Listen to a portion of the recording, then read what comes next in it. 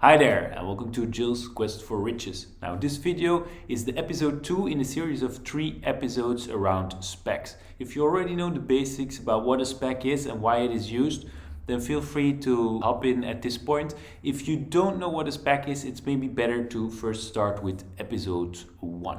So, what are we going to look into in this episode 2 of the series? Well, we're going to dig a bit deeper into how to invest in a SPAC and the statistics, the numbers that come along with investing in SPACs. If you're ready, I'm ready, let's go.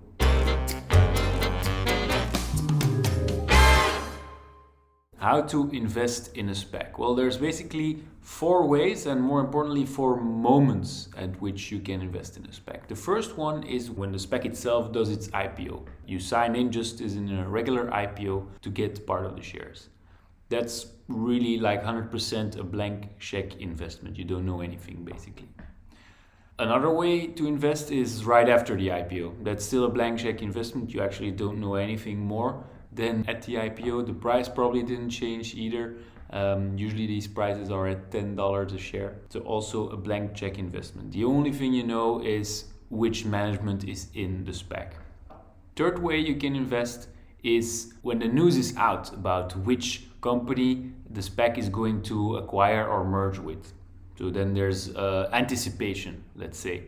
It's pretty certain that the deal is going to be done, but you're never 100% certain until it's actually done.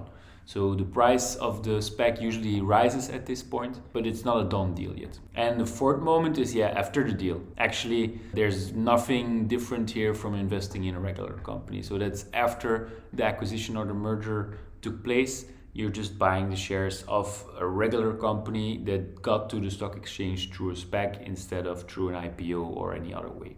So that's the 4 ways or 4 moments at which you can invest through a SPAC, even though the last one is actually not through a SPAC anymore. Now, what do you actually do when you invest in a SPAC before the target company is identified or communicated? Well, as I said, you don't have that much to go on. First of all, you know the management behind the SPAC. So that's one thing. How much do you trust them? What is their track record?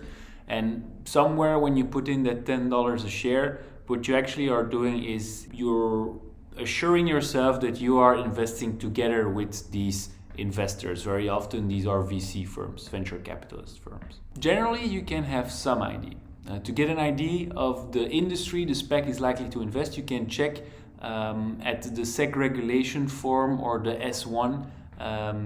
Most SPACs are American anyway, so these are the documents you should look for, and there you can have an indication about the industry, for example, that they are targeting, but not that much more either. Statistics. Now, first off, as I said before, one of the things you're doing when you invest in a SPAC before any communication is out about which company it's going to acquire or merge with, you basically try to invest at the same terms in the same moment as any venture capitalist would, which sounds nice, right? These are big firms with huge investments in really top companies. But luckily, TechCrunch run up some numbers for us.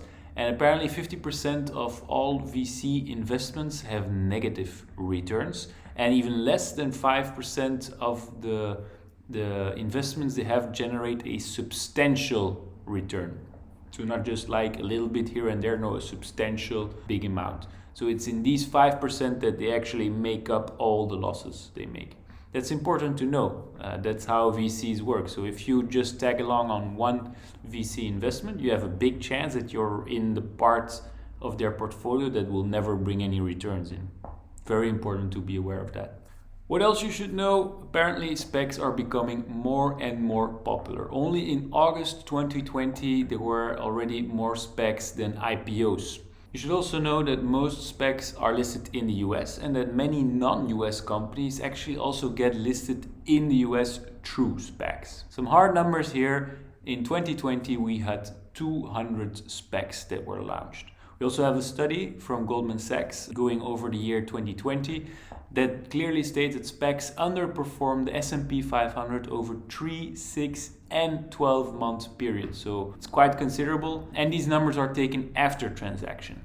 And then there's still a study from Renaissance Capital that shows that the return on SPAC mergers underperform compared to regular IPOs, and this over the period of 2015 to 2020. So a full 5-year period. All right, so that's it for today. Just to be very clear, I'm not a certified financial advisor or any kind of that. So make your own decisions. This is not financial advice. I'm just communicating what I know and what I found out about SPACs. If you liked this video, be sure to like and maybe check out the follow-up episode, number 3 in this series. And if you want to see more videos like these, hit subscribe. See you in the next one. Bye.